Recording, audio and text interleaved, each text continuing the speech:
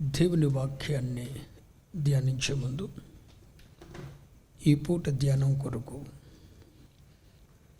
అపోస్తలుడైన పౌలు కొరింథీయులకు రాసిన మొదటి పత్రిక 13వ అధ్యాయం 13వ వచనాన్ని మీ ముందుకు తీసుకొని వస్తున్నాను. కాగా విశ్వాసము, నిరీక్షణ, ప్రేమ ఈ మూడు నిలుచును. ఈ మూడింటిలో శ్రేష్టమైనది ప్రేమయే. ఈ మాట నాతో చెప్తారా? విశ్వాసము, నిరీక్షణ, ప్రేమ ఈ మూడును నిలుచును. వీటిలో శ్రేష్టమైనది ప్రేమయే. నేను అడుగుతున్నాను, ఈ రాత్రి ఈ మూడింటిలో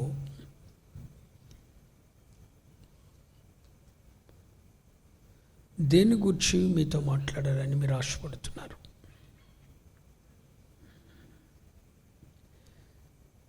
మూడు నిలిచేవే. దేవుని సముఖంలో నీకు ఇవ్వబడిన తలాంతులన్నీ నీలో నిలుస్తాయో లేదో నేను చెప్పలేను. నీకు ఇవ్వబడిన కృప అంతా నీతో వస్తుందో లేదో చెప్పలేను. ఒకటి మాత్రం నిజం, ప్రభు అయిన యేసుక్రీస్తు తన రక్తం ద్వారా నిన్ను కడుక్కొని శుద్ధి చేసుకొని ఎన్నో కృపలు ఇచ్చాడు. నీకు ఎన్నో తలాంతులు ఇచ్చాడు.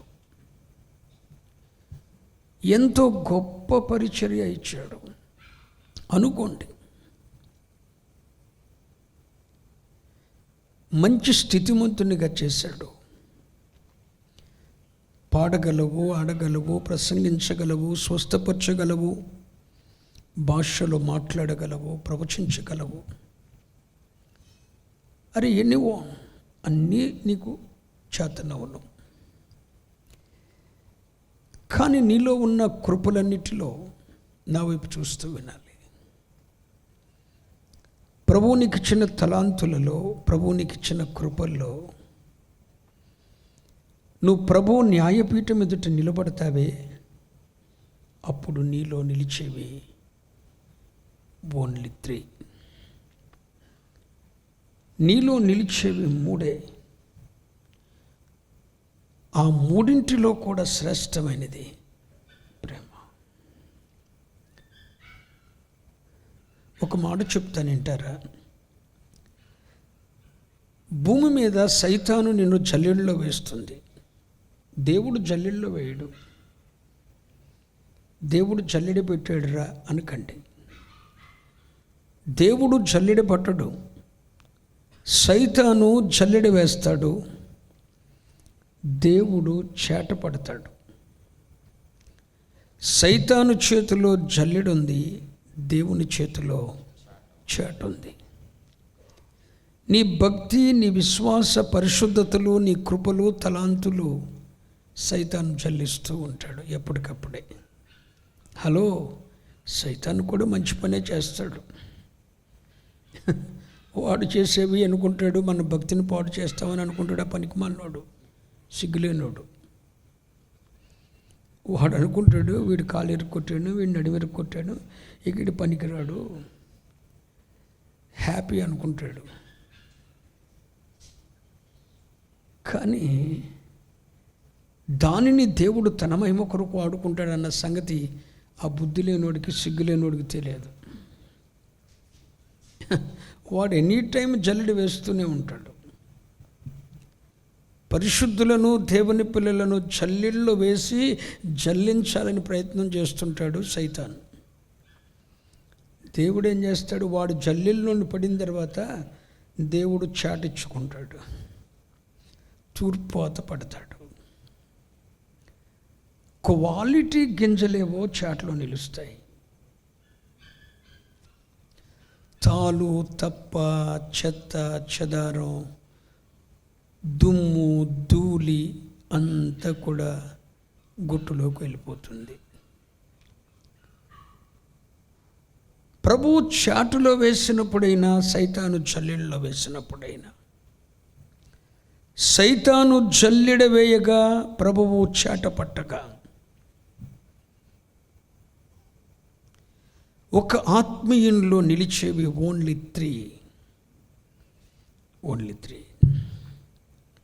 నెంబర్ 1 విశ్వాసం, నెంబర్ 2 నిరీక్షణ, నెంబర్ 3 ప్రేమ. Faith, hope, love. ఈ మూడింటిలో కూడా శ్రేష్టమైనది ప్రేమ. అయితే ఈ మూడింటిలో దేని గురించి మీతో చెప్పమంటారు? 3 నిలిచేవే. నేను అనుకున్నాను, ప్రభువా, ఒకదాన్ని చెప్పి ఒకదాన్ని వదిలేస్తే వారికి అర్థమై సావదు. అసలు అనామకమైన ప్రజలు నన్ను ఏం చేయమంటారు? ఈ వాక్యాన్ని ప్రభు నాకు ఇచ్చినప్పుడు నన్ను ఏం చేయమంటారు ప్రభు అని అడిగినప్పుడు, మూడింటిని కూర్చి జస్ట్ అలా వివరించి వదిలేయని ప్రభు చెప్పారు. తవ్వుకునేవాడు తవ్వుకున్నంత తవ్వుకుంటుంటాడు, వాడికి గనులు దొరుకుతాయి. మట్టిని తవ్వితే రాళ్ళు వస్తాయి, ఇంకా లోతుకి వెళ్తే గనులు వస్తాయి. బంగారానికి ఒక లోతు ఉంటుంది, రత్నాలకు ఒక లోతు, ఇంకా లోతుగా వెళ్ళే కొందుకు ముత్యాలు దొరుకుతాయి. సముద్రంలో ఎంత లోతుకి వెళ్తే అంత లోతైన ముత్యాలు దొరుకుతాయి. గనుల్లోకి ఎంత లోతుగా వెళ్తే అంతటి విలువైన అపరించి బంగారం దొరుకుతుంది. నేను అలా ఈ రాత్రి జస్ట్ టచ్ చేసి కొంచెం మీకు వివరణ కొరకు నేను వాక్యాన్ని చెప్పి ముగిస్తా. త్రవ్వుకునేవారు త్రవ్వుకోండి, అందులో నుండి గనుల్లో నుండి ఏం తీసుకుంటారో తీసుకోండి. నేను చెప్తున్నాను, నెంబర్ 1 నిలిచేవి 3.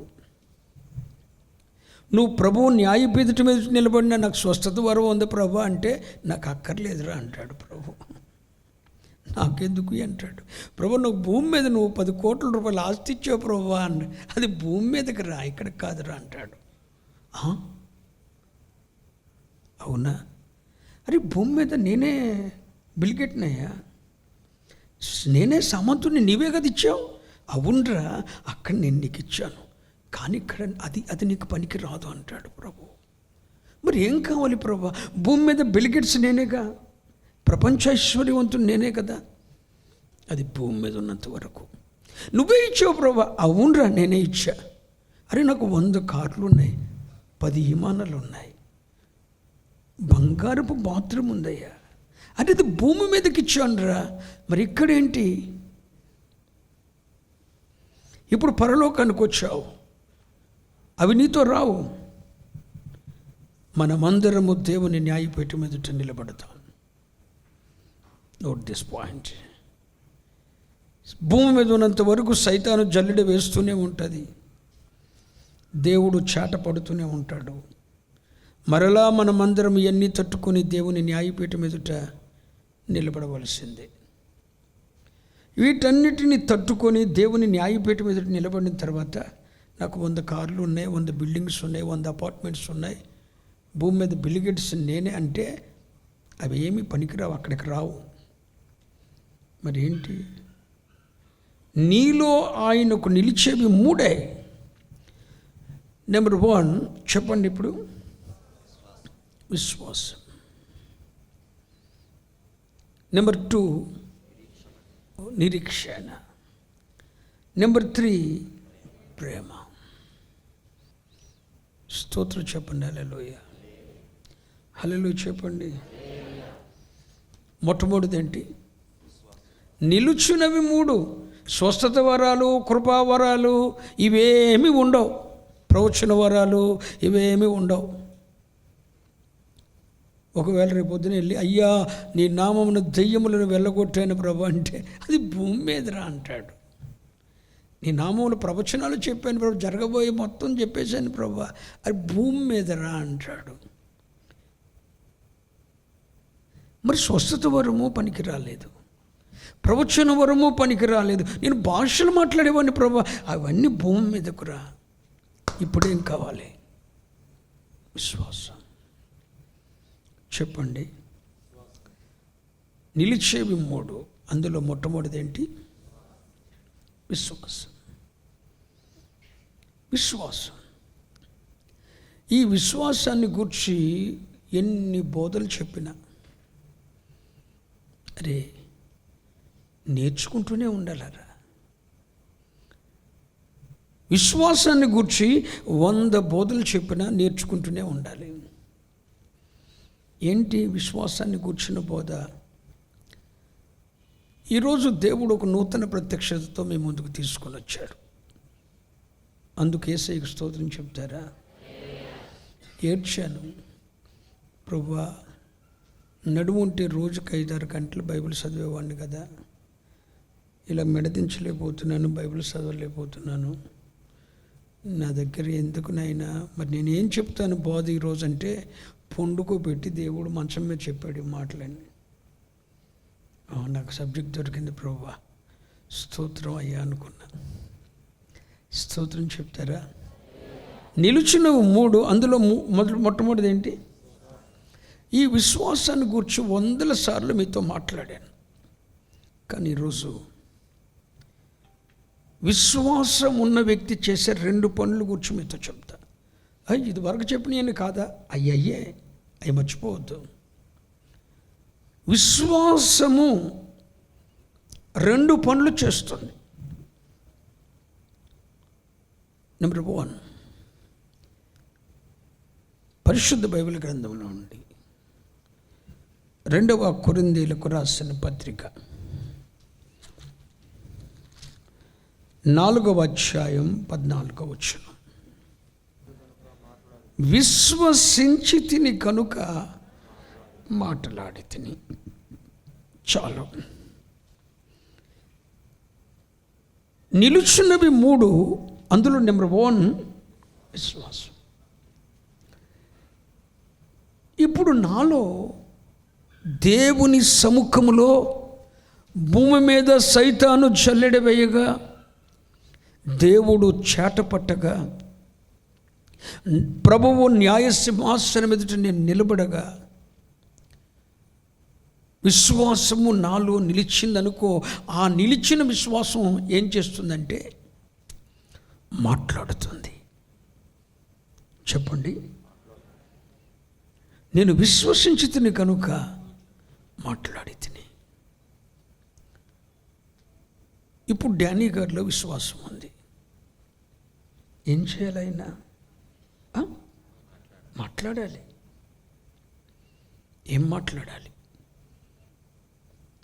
విశ్వాసము మాట్లాడుతుందండి. మౌనంగా ఉండదు విశ్వాసం. అరే అబ్రహాం, ఏంది ఒకగానొక్క కుమారుణ్ణి బలర్పించడానికి తీసుకుపోతున్నావు? డాడ్, కట్టెలు, నుప్పు, కత్తి అన్నీ తీసుకున్నావు నాన్న. ఉదించటానికి కత్తి ఉంది, బలిపీఠం మీద పేర్చటానికి కట్టెలు ఉన్నాయి, దహించటానికి నుప్పు ఉంది. డాడ్, గొర్రెపిల్లేది?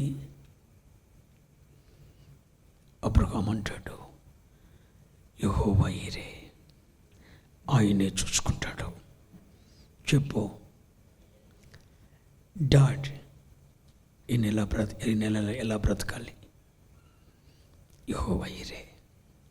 మాట్లాడుతుంది విశ్వాసం. గొర్రెపిల్ల ఏది అని ఇస్సాకు అడిగిన మాటకు అబ్రహాం ఇచ్చిన మాట, యెహోవా చూసుకుంటాడు. నువ్వు ఎప్పుడైనా నీ పిల్లలు ఎదుట మాట్లాడేవా? దేవుడు చూసుకుంటాడు, ఆయనే చూసుకుంటాడు. ఎందుకు మన పరిస్థితులు ఇలా తలకిందులు అయిపోతున్నాయి? ఆయన చూసుకుంటాడు. ఒక ఆయన నన్ను ఒక ప్రశ్న వేశాడు, అయ్యగారు, విదేశాల్లో ఉన్న మన బిడ్డలందరికీ ఉద్యోగాలు పోయినాయి, ప్రపంచమంతా ఆర్థిక వ్యవస్థ వచ్చింది, ప్రజలందరూ మృత్యువు బారిన పడుతున్నారు.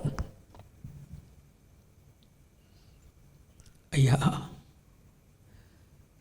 మన దేశం ఆర్థిక వ్యవస్థకు ఆర్థికంగా కృంగిపోయింది, ఉద్యోగాలు పోతున్నాయి ప్రజలకి, పిల్లలకి. ఏంటయ్యా పరిస్థితి? నేనన్నాను, పతనమైన ఆర్థిక వ్యవస్థను, కోల్పోతున్న ఉద్యోగాల విషయమై, తన పిల్లల జీవితాల్లో ఎదురైన పెద్ద తుఫాను విషయమై అమరమున తల వాల్చుకుని పండుకుని ఉన్న ఆయనే చూసుకుంటాడు.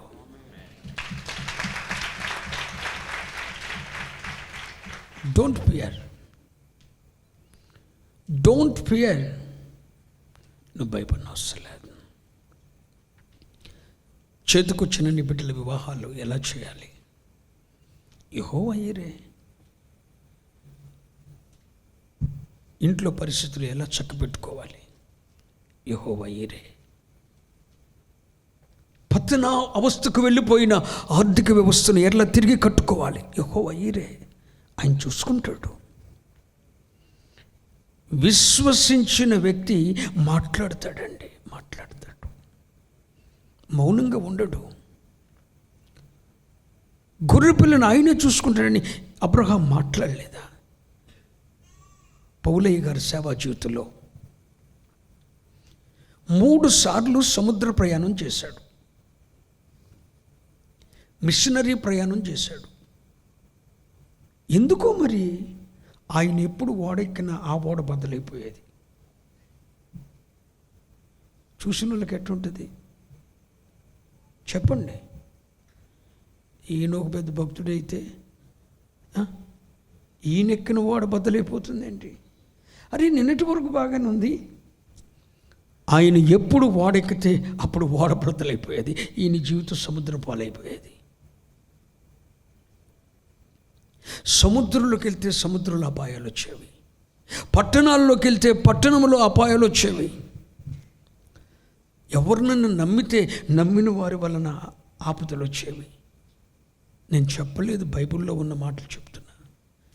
నమ్మినవాడు ఆపద తెచ్చిపెట్టేవాడు, బయట ఉన్న కపట సహోదరుడు ఆపద తెచ్చిపెట్టేవాడు. ఎవరిని నమ్మాలి? పౌలు గారి సేవ జీవితంలో బయట ఉన్నవాడి వలన ఆపదలు వస్తుండేవి, లోపల నమ్మిన వాడి వలన ఆపదలు వస్తుండేవి.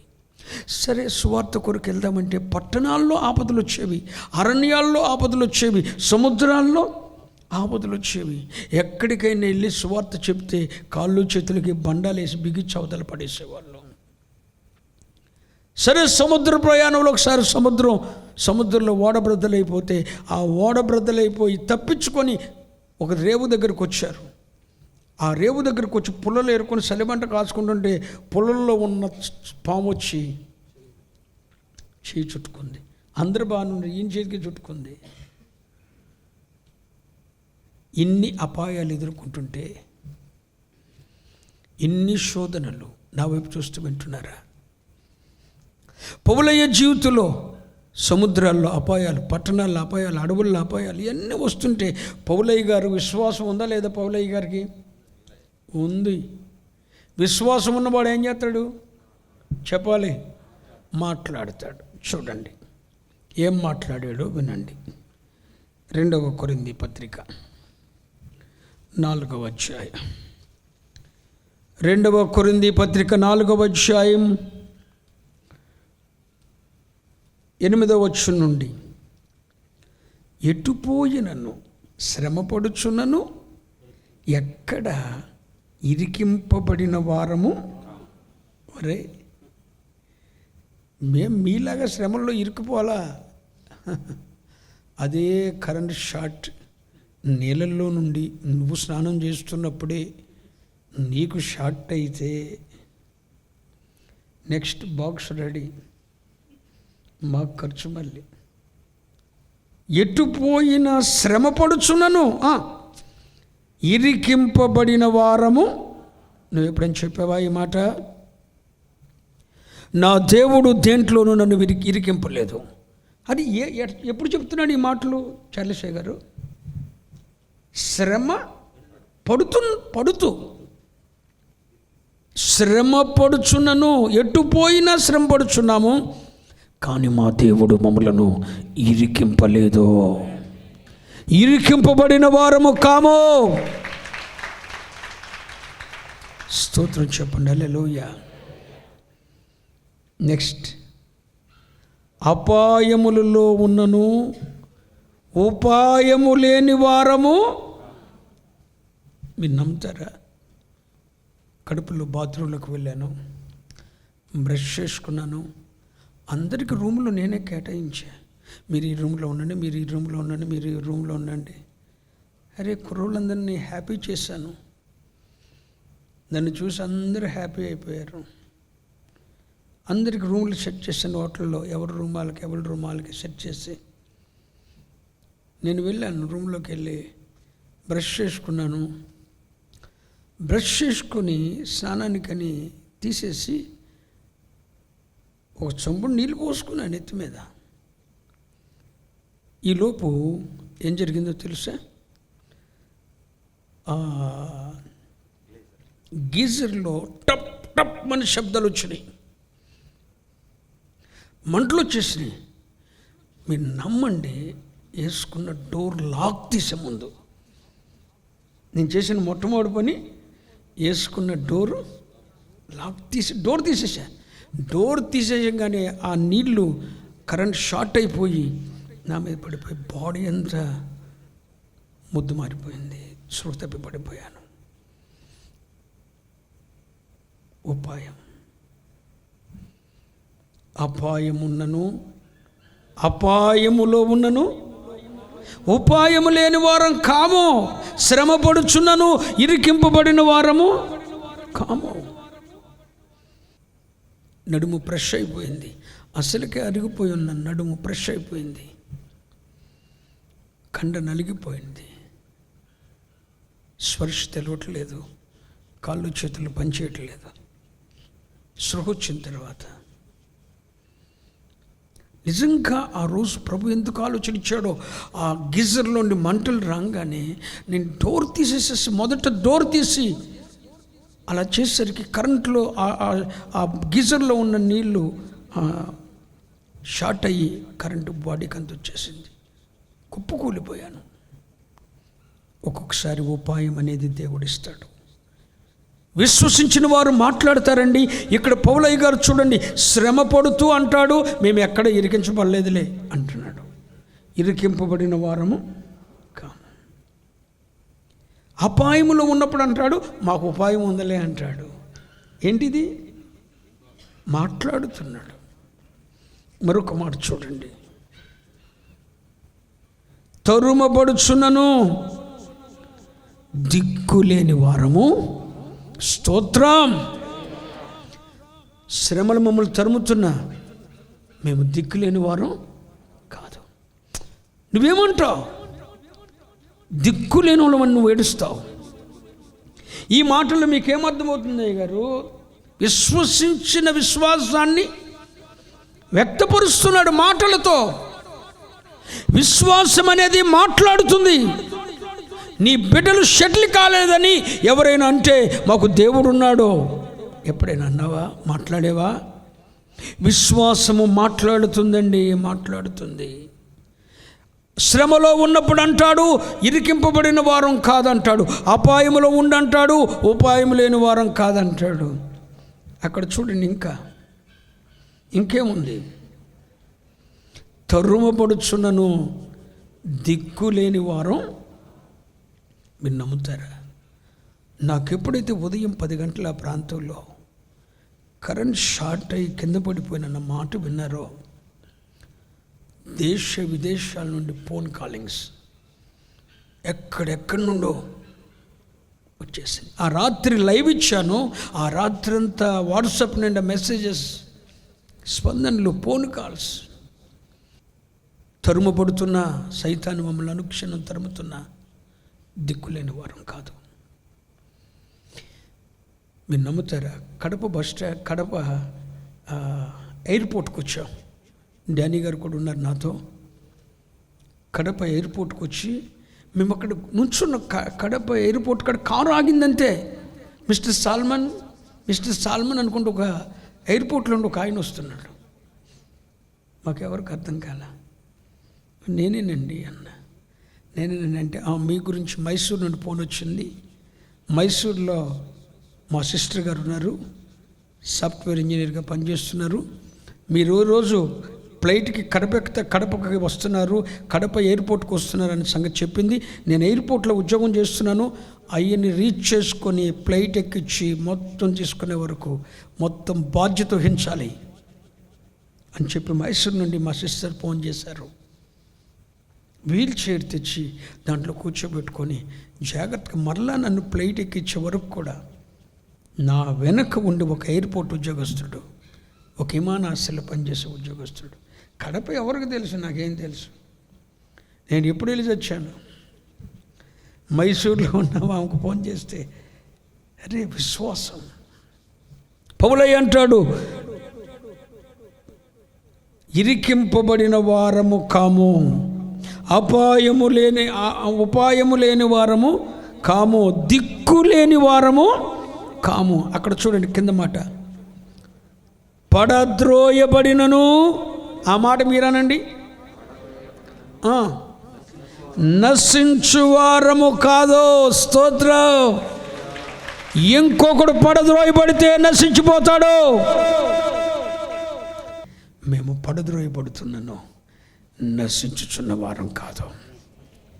ఒక దైవజనుడు గట సరిగ్గా 47 సంవత్సరాల వయసులో భయంకరమైన లివర్ క్యాన్సర్ వచ్చిందట. లివర్ క్యాన్సర్ వస్తే అది ఐ లెవెల్ అంటే 4th స్టేజ్లోకి వచ్చేస్తుందని చెప్పి ఆ డాక్టర్ చెప్పాడట, ఇంకొద్ది నెలల్లో మీరు డెత్ అయిపోతారు, అంతా చక్కబెట్టుకుని అన్నాడట. ఆ దైవజనుడికి ఇప్పుడు 87 సంవత్సరాలు. చెప్పిన డాక్టర్ పోయాడు, సలహాలు ఇచ్చిన వాళ్ళు పోయారు, చచ్చిపోయారంట. ఈయన 87 సంవత్సరాలు హ్యాపీగా ఇప్పుడు బతికే ఉన్నాడు. 100 తక్కువ స్పీడ్ తోలంట కారు. ముసలాయనండి. పోతారనుకుంటే పోరు. జాగ్రత్త.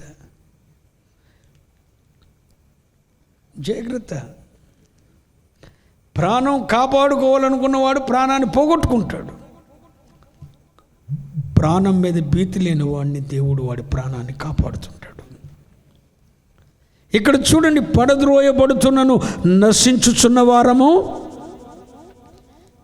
నా సేవా జీవితంలో 20 సంవత్సరాల సేవా జీవితంలో ఎన్నోసార్లు నన్ను పడద్రోయబడ్డాను. మనుషులు పడద్రోశారు, అపవాది పడద్రోసింది. పడద్రోయటానికి దేవుడు అనుమతి ఇచ్చాడు. ఒక్కసారి కూడా నన్ను నా దేవుడు నాశనానికి అప్పగించలేదు. ఒక్కసారి కూడా నా దేవుడు నన్ను నాశనానికి అప్పచెప్పలేదు. ఇక్కడ పౌలయ్య భయంకరమైన శ్రమల్లో ఉండి ఇక్కడ 5 మాటలు చెప్తున్నాడు. 1, ఇరికింపబడిన వారము కాము అనండి అందరూ. ఉపాయము లేని వారము కాము, దిక్కు లేని వారము కాము, నశించు వారము కాము. ఇవన్నేంటి? విశ్వాసంతో పలుకుతున్నాడు. నువ్వు ఇదే మాటలు పలకాలి. శ్రేష్టమైనది ప్రభు ఎదుట నిలిచేవి 3. అందులో మొదటిదేంటి? విశ్వాసం. నిజంగా నీలో విశ్వాసం ఉంటే పలుకుతావు అనండి. పలుకుతావు, మాట్లాడతావు, నీ బిడ్డలతో మాట్లాడతావు, నీ భర్తతో మాట్లాడతావు, నీ పిల్లలతో మాట్లాడేటప్పుడు ఆ మాటలు వ్యక్తపరచబడతాయి. అబ్రహాము తన కుమారుడితో మాట్లాడేటప్పుడు గొర్రె పిల్లను యెహోవా చూసుకుంటాడు. ఎప్పుడైనా చెప్పావా, నా భవిష్యత్తు ఏంటి డాడీ, నా భవితవ్యం ఏంటి, నా ఫ్యూచర్ ఏంటి అన్ని బిడ్డలు అడిగితే నువ్వు చెప్పగలవా? యెహోవా ఇదే అని. నేను సెటిల్ కానా అని అడిగితే తప్పకుండా దేవుడు చూసుకుంటాడని ఎప్పుడైనా మాట్లాడేవా నువ్వు? విశ్వాసము మాట్లాడుతుందండి. నశించుమను, శ్రమలు వస్తాయి, లోకములో మీకు శ్రమ కలుగును, లోకములో మీకు, ప్రభు చెప్పారు కదండి, లోకములో మీకు శ్రమ కలుగును. అయితే ఆ లోకములో ఉన్న శ్రమను, శోధనను, కృంగుదలను, అశాంతిని, నిరాశను ఆల్రెడీ నేను జయించాను అని ప్రభువు చెప్తున్నారు. ఇక మనం డోంట్ వరీ, డోంట్ ఫియర్. ప్రభు అంటాడు, నీకే శ్రమ వచ్చిందో ఆ శ్రమను ఆల్రెడీ నేను జయించాను. కనుక నీ పిల్లలతో మాట్లాడేటప్పుడు, నీ కుటుంబంతో మాట్లాడేటప్పుడు, దైవజనుడితో మాట్లాడేటప్పుడు విశ్వాసాన్ని వ్యక్తపరచాలి. విశ్వాసం ఏం చేస్తుంది చెప్పండి? మాట్లాడుతుంది. ఇక్కడ ఇన్ని పరిస్థితుల్లో ఉండి ఏం పలికడే మేము అయిపోతున్నాం, మా లైఫ్ అయిపోయిందనలా. ఇరికింపబడిన వారము కాదు, నశించుచున్న వారము కాదు, ఉపాయము లేని వారం కాదు, దిక్కు లేని వారము. అరే ఇట్లన్నిట్లు ఏం కనపడుతుంది? విశ్వాసం. ప్రభు ఎడల అచంచలమైన విశ్వాసం కనపడుతుంది. నేను పడిన స్థితిలోనే ఉండను. ఒక రోజున మీకా భక్తుడు ఏమంటాడో తెలుసా? మీకా గ్రంథం 7వ అధ్యాయం 8వ వచనం చూడండి. నా శత్రువా, నా మీద అతిశయించొద్దురా బాబు నీవు. నా శత్రువా, నా మీద అతిశయించొద్దు. నేను క్రింద పడినను తిరిగి లేతును. ఇదేంటి? That is faithful word. విశ్వాసపు పలుకండి, విశ్వాసపు పలుకు. మీకా ప్రవక్త అంటాడు, నేను క్రింద పడినను తిరిగి లేస్తాను, నేను అంధకారమందు కూర్చున్నను, యెహోవా నాకు, నేను కటిక చీకట్లో కూర్చున్న యెహోవా నాకు వెలుగుగా ఉంటాడు. సభలు కూడా దేవుని మహిమపరచు. ఈ మాటలు ఎప్పుడైనా నువ్వు మాట్లాడావా? ఈ విశ్వాసపు పలుకులు నువ్వు మాట్లాడావా? ఓ దైవజనుడు, పెద్ద పెద్ద దైవ సేవకులందరూ ఎప్పుడైతే ఈ వార్త లైవ్ ద్వారా తెలిసిందో, గొప్ప గొప్ప దైవ సేవకులందరూ ఫోన్లు చేసి మాట్లాడి ప్రార్థనలు చేశారు. ఓ దైవ సేవకుడు ప్రార్థన చేసినప్పుడు, దైవజనుడా, అసలే నువ్వు బలహీనుడివైన నీకే ఎందుకయ్యా ఇన్ని శ్రమలు? మీ సేవను చూస్తుంటే అతిశయపడుతున్నాను, మీ పోరాటాలు చూస్తుంటే భయమేస్తుంది. దైవజనుడా, మళ్ళా మీరు ఎప్పుడు కోలుకుంటారో, ఎన్ని నెలలు పడుతుంది? వెన్నెముకకు దెబ్బ తగిలి కోలుకున్న వారు ఎవ్వరూ లేరు దైవజనుడా. భయమేస్తుంది. నేను ఒకటే చెప్పాను ఆయనతో, గాడ్ విల్ విజిట్ యు. దేవుడు తప్పక నన్ను దర్శిస్తాడు.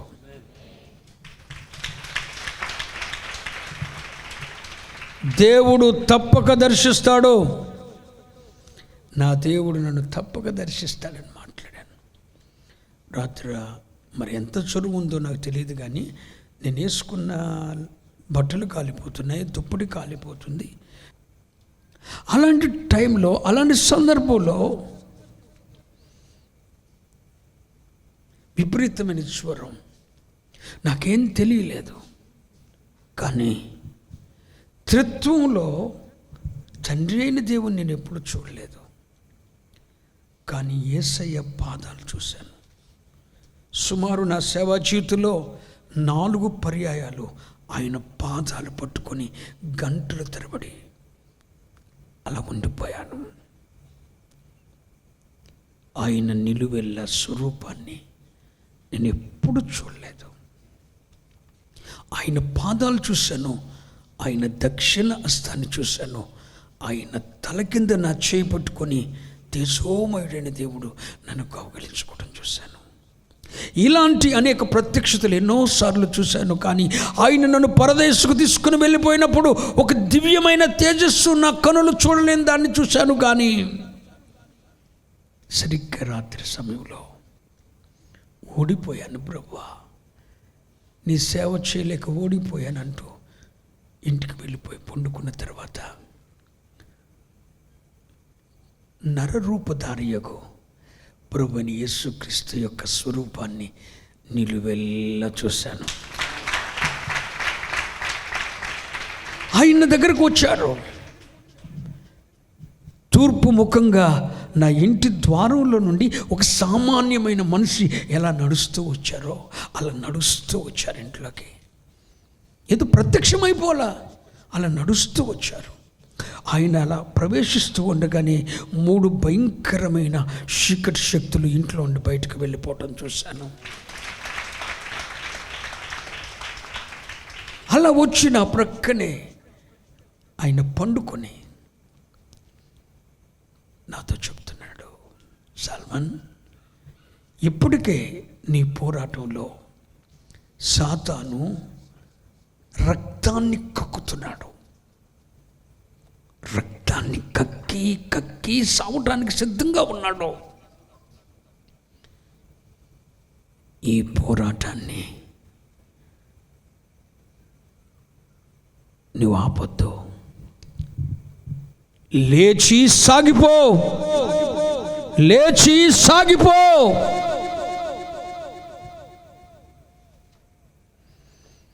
ఈ పోరాటంలో నువ్వు ఓడిపోవద్దు, నన్ను ఓడిపోనియొద్దు. నీకు బలం ఇవ్వటానికి నా దక్షిణహస్తం ఎప్పుడు తోడుగా ఉంటుంది.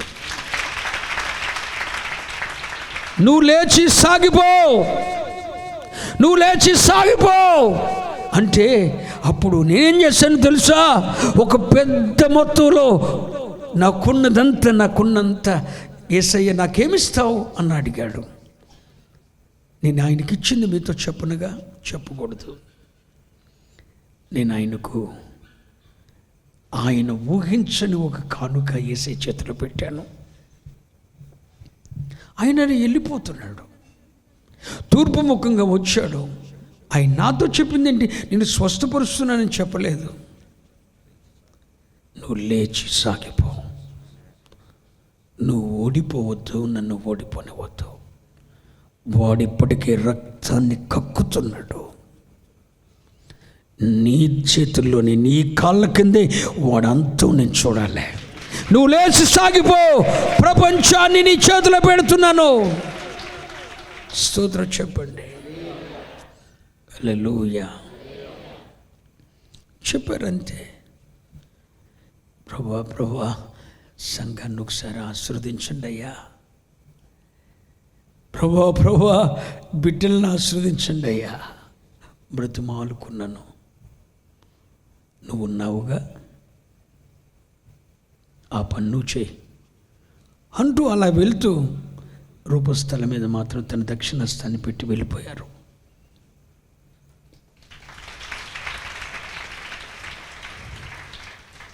ప్రభు సంఘాన్ని ఆశీర్వదించయ్యా, బిడ్డలను ఆశీర్వదించయ్యా. ప్రభు మళ్ళా వస్తాను.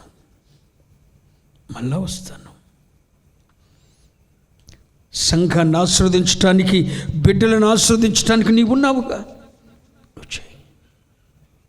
నాకేమిస్తావని ప్రభు నన్ను మొట్టమొదటిసారి అడిగారు. నిన్నటి రోజున దైవ సేవకుతో చెప్పాను, God will surely visit you అన్నాను. నా ప్రభు తప్పక నన్ను దర్శిస్తాడు. నాకు తెలుసు, నువ్వు నన్ను విడిచిపెట్టినా నా దేవుడు నన్ను విడిచిపెట్టాడు. నువ్వు మర్చిపోయి బ్రతుకుతున్నా నా ప్రభు నన్ను మర్చిపోడు.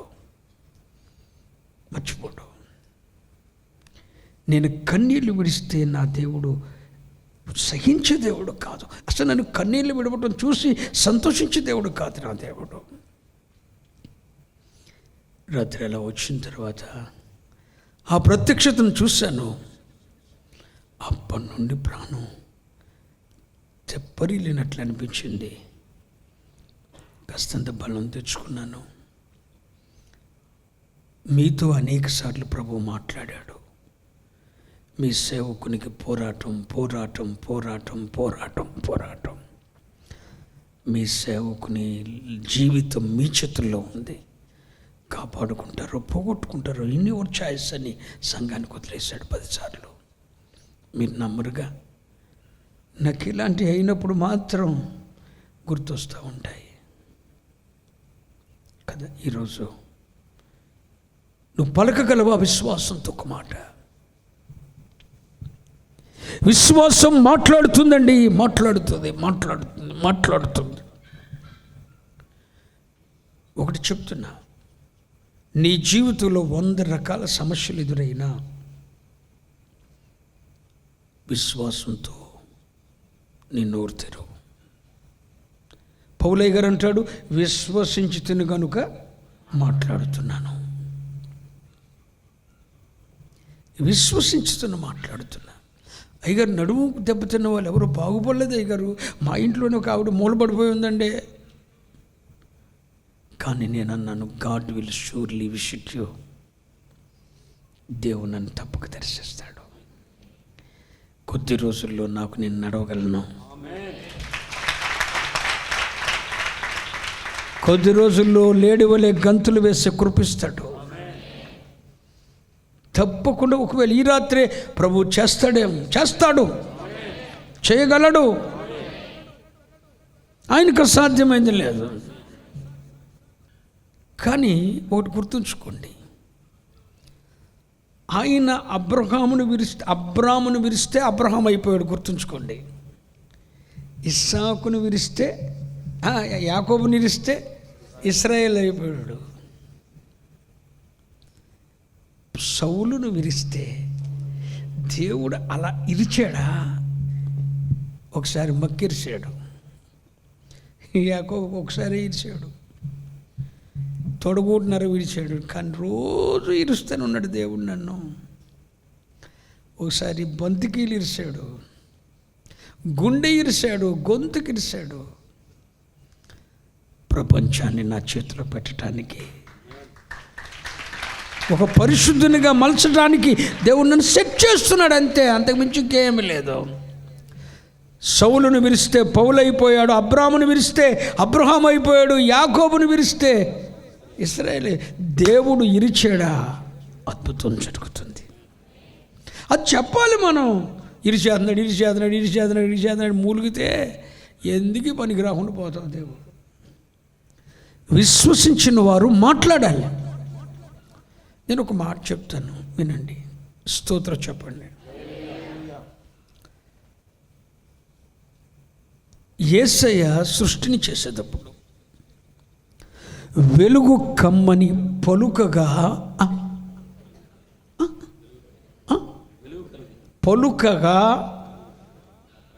ఆ ప్రకారం ఆయను. ఆదికాండం 1వ అధ్యాయంలో ఆ మాట ఎన్నిసార్లు ఉంటుందంటారు?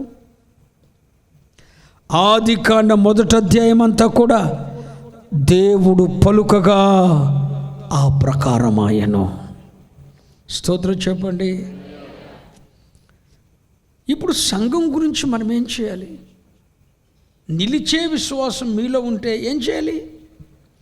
సంఘమును గురించి ఏం చేయాలి?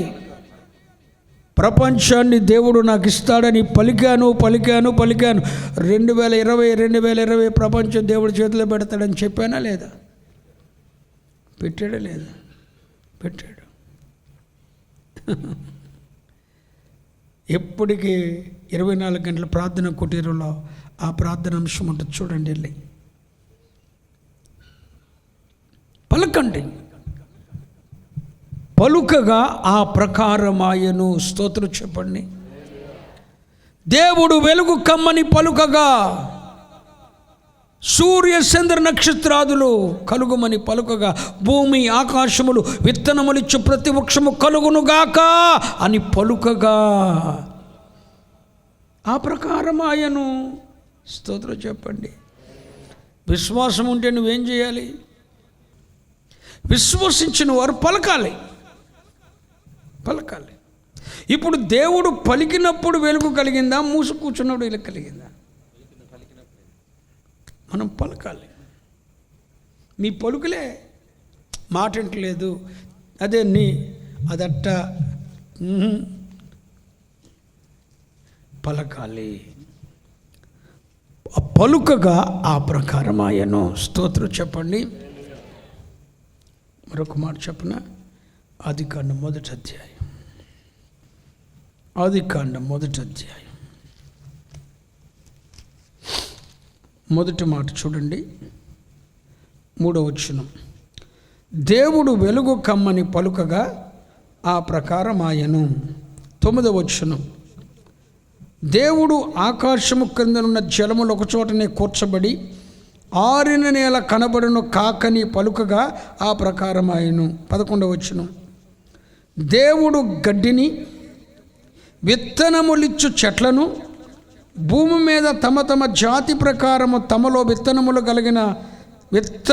గల ఫలమునిచ్చు వృక్ష ఫలములను భూమి మొలిపించునుగాక అని పలుకగా ఆ ప్రకారము ఆయను.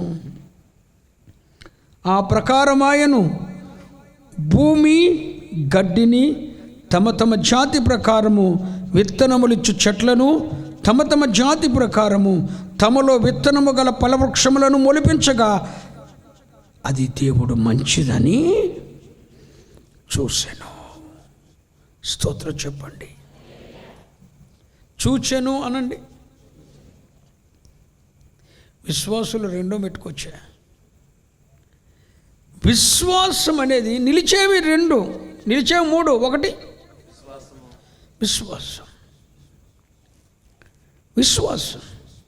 విశ్వాసం ఉంటే ఏం జరుగుతుంది? విశ్వాసం కలిగిన వారు చేసే పట్టుబడి పని ఏంటి?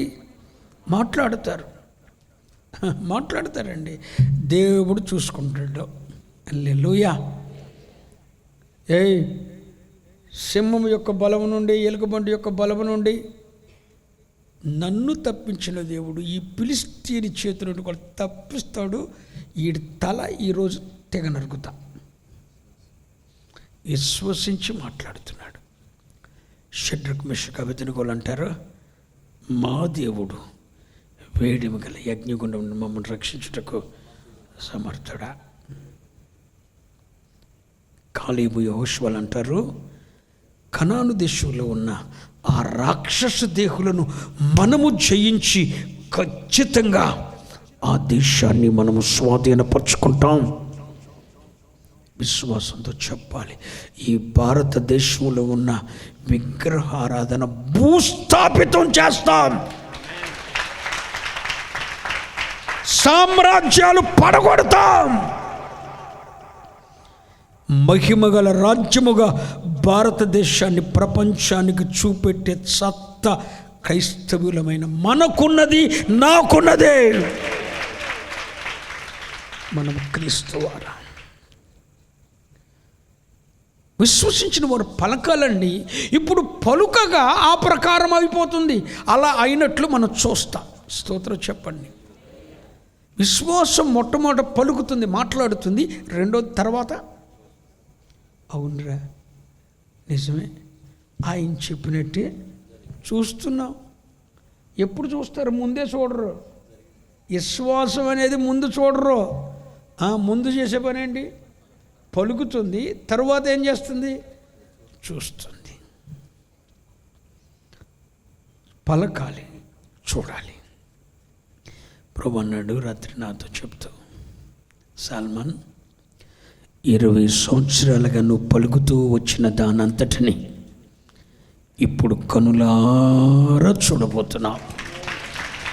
పట్టణాలని పట్టుకుంటావు, దేశాన్ని స్వాధీనపరుచుకుంటావు, రాజుల్ని నియమిస్తావు, ప్రభుత్వాలు నీ చేతిలోకి వస్తాయి. మంచి దినములు బెర్షెబా మినిస్ట్రీస్కి వచ్చాయి. చెత్త చెదారం నీ జీవితంలో డస్ట్బిన్ లేచేసాను అన్నాడు ప్రభు. నీలో ఉన్న చెత్త చెదారాన్ని డస్ట్బిన్లోకి మార్చేశాను. వాళ్ళకి నీతో ఉండరు. నేను చెప్పినవన్నీ ఏమేం పలికానో ప్రవచనాల ద్వారా ఏం పలికానో అవన్నీ కూడా డస్ట్బిన్లోకి వెళ్ళిపోయినాయి. నువ్వు చూడబోతున్నావు. నిలిచేది ఏంటి? విశ్వాసం. విశ్వాసం చేసే మొట్టమొదటి పని ఏంటి? మాట్లాడుతుంది. మాట్లాడిన దాన్ని తర్వాత ఏం చేస్తుంది? భూమి మీద విత్తనాలు ఇచ్చే ప్రతి వృక్షం.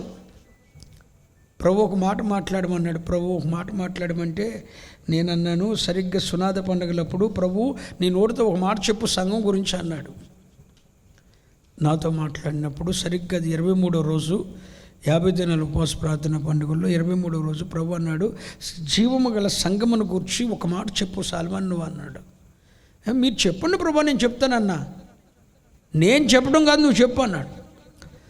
భారతదేశంలోనే కాదు, ప్రపంచంలో ఉన్న వ్యాపారవేత్తలు, ప్రపంచంలో ఉన్న ధనవంతులు, ప్రపంచంలో ఉన్న అగ్రకులాల వారందరూ కూడా క్రైస్తవ్యాన్ని బలపరచడానికి క్రైస్తవ్యాన్ని పుచ్చుకోబోతున్నారు, నీళ్లు తాగబోతున్నారు ప్రభు అన్న.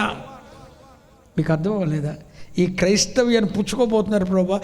ఇక మీద సంఘాన్ని సపోర్ట్ చేయడానికి వ్యాపారవేత్తలు, ప్రపంచంలో ఉన్న వాళ్ళందరూ వచ్చేస్తున్నారు ప్రభు అన్న. నేను కూడా అదే చేయబోతున్నాను అన్నాడు ప్రభు. అరే సంఘాలకి ఇక లోటు ఉండదు. మీరేంటి పిచ్చోళ్ళారా, పిచ్చి దైవ సేవకులారా, సంఘాలకి ఏదో దరిద్రం పడుతుందని అనుకోవద్దు. సంఘాల్లోనికి వ్యాపారవేత్తలు వస్తున్నారు, కోటీశ్వరులు వస్తున్నారు, ధనవంతులు వస్తారు. పరిచర్య కొరకు నువ్వు కోట్లు ఖర్చు పెట్టగలిగితే కోట్లు ఇవ్వగలిగిన సామంతులను దేవుడు తీసుకొచ్చి అక్కడ కూర్చోబెడతాడు. కోట్లు ఇచ్చేవని వాళ్ళు ఏమి ఎగిరిపడరు. నేను అది పలికినప్పుడు ప్రభు అన్నాడు, అదే నేను కూడా చేయాలనుకుంటున్నాను అన్నాడు. ఇప్పుడు రాత్రి ప్రభు అన్నాడు, నువ్వు చూస్తావు అన్నాడు. హల్లెలూయా. కానీ స్వస్థపరుస్తున్నాను ఒక మాట చెప్తే బాగుండేది. అది మీ చేతుల్లో ఉంది. స్తోత్రం, స్తోత్రం చెప్పండి. నిలిచినవి 3, అందుట్లో మొట్టమొదటిది ఏంటి? ఇక నిరీక్షణ, ప్రేమ. దేవుడు మాట్లాడినప్పుడు మాట్లాడతాను. ఈ పూటకి ఈ మాటలు చాలు. ఎంతమందికి ఈ బోధ అర్థమైంది ఈరోజు? ఒక్క మాట మీ నోటితో పలకండి విశ్వాసంతో. ఎవరికి ఇష్టమైంది వాళ్ళ పక్కన ఉండే వాళ్ళకి వినబడేటట్టు పలకండి. ఆ గొనుగుడు ఆత్మ ఉండకూడదు. ఆ గొనుగుడు జబ్బు మనకి దెయ్యాంది, అది కుసకుసలాడినట్టు ఉంటుందంట దెయ్యం మాటలు. రక్కముండోళ్ళకి వినబడేటట్టు విశ్వాసం పలుకు పలకండిరా బాబు. మన సంఘాన్ని కూర్చోక పలుకు పలకండి, మీ కుటుంబాన్ని కూర్చోక పలుకు పలకండి, మీ ఇంటిని మీ కుటుంబాన్ని కూర్చో ఒక పలుకు పలకండి. పక్కముండోళ్ళతో చెప్పండి. నేను అందరితో చెప్తున్నా, అందరి ఇనేదట్టు చెప్తున్నా. చెప్పుకోండి, 2 నిమిషాలు ఇస్తున్నా. ఒకరు షేక్కాండి ఇచ్చుకొని చెప్పుకోండి 3 మాటలు. 1 సంఘం గురించి నీ తలంపు ఏంటి చెప్పు. 2 నీ బిడ్డల విషయంలో, నీ కుటుంబ విషయంలో ఏంటి.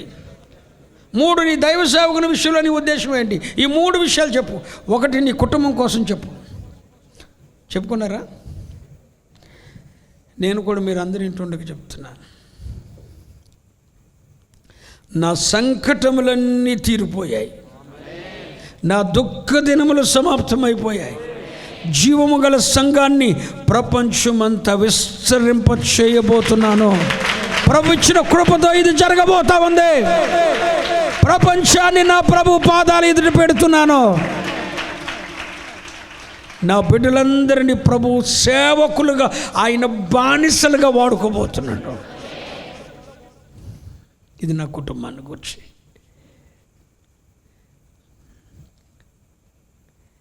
మీలో ప్రతి ఒక్కరిని నేను అతి త్వరలో పరిశుద్ధులుగా చూడబోతున్నాను. అంతే, ఇంతకుమించి నాకు ఇంకేమవుతుంది. మీలో ప్రతి ఒక్కరిని నేను పరిశుద్ధులుగా చూస్తాను. సంఘం భూమిని, ప్రపంచాన్ని స్వాధీనపరుచుకునేటట్లు ప్రభు కృపనిచ్చాడు. నా విశ్వాసాన్ని వెల్లడి చేశాను. దాన్ని అతి త్వరలో చూడబోతున్నాను. ఇదివరకు చెప్పాను చూసావా, మీ కళ్ళ ముందు కనపడే రోజులు ఉండవని. అవి చూస్తారు మీరు.